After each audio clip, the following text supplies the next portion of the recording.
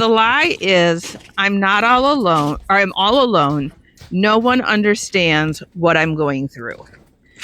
So, you know, this is a lie that a lot of people struggle with, and it's very hard for them. And just telling them to remember that a lot of people are going through the things that you're going through doesn't necessarily work. It doesn't bring people comfort to just, to know that, because we all know that. Yet we all tell ourselves nobody gets it. Nobody understands. Oh, I grew up in a divorced household. Nobody understands. Oh, I struggle with my weight. People don't understand how hard it is to lose weight. Oh, I know I need to quit smoking. People don't understand how hard it is to quit smoking. Oh, I know I'm addicted to drugs. People don't understand how hard it is to quit doing drugs. It's a lie that we tell ourselves, that the world allows us to tell ourselves, to enable ourselves to keep doing bad behavior. That is the best way to say that. So the world enables us to tell this lie to ourselves, and it does it constantly. It's constantly like, you hear people say it all the time, and you hear people like they feed into it. They feed into that lie, and they do that because it keeps people stuck where they're at and not growing.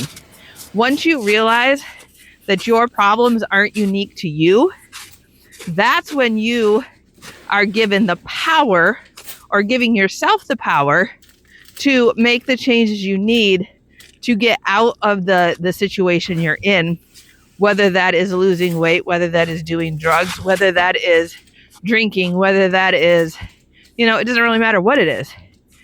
But if you allow yourself to tell yourself this lie that nobody understands, you are enabling yourself to stay in that space, because nobody understands. They don't understand. You can't change.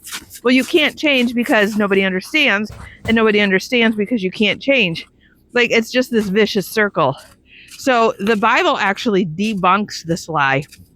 In Joshua 1:9, it says, I'm not alone. God is with me wherever I go. And that's powerful. We don't have to walk through our journeys, walk through our changes alone. We get to do that with God. God stands right next to us.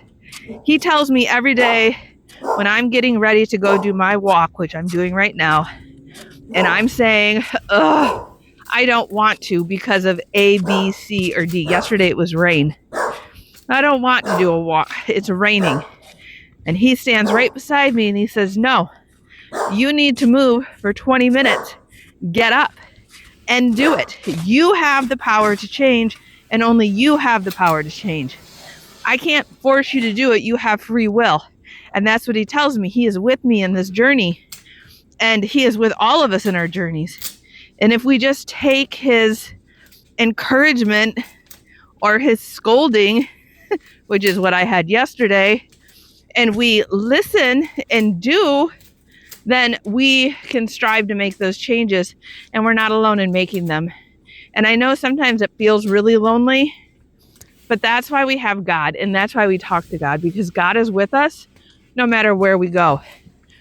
If we're alone, hiding out in a cave, God is with us, and we can speak to him, and he's going to understand, and he's going to take care of us, and he's going to comfort us, and he's going to give us the things we need to thrive. So don't fall into the lie that you're all alone. God is always with us. That's why we choose God. God is like a best friend that you get to carry around in your pocket. It's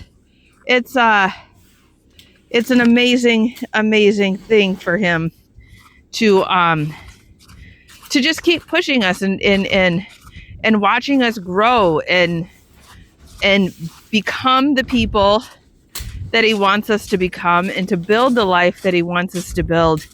And when we trust him, that's when we see good things happening. My new favorite line, I said it on here a million times, I think, is I trust God and I trust his process. He has never abandoned me. Even when I left him, he stayed. He stayed with me and kept walking with me through my journey until I was ready to come back to him and start talking to him again. And how much more loyal of a friend could you ask for?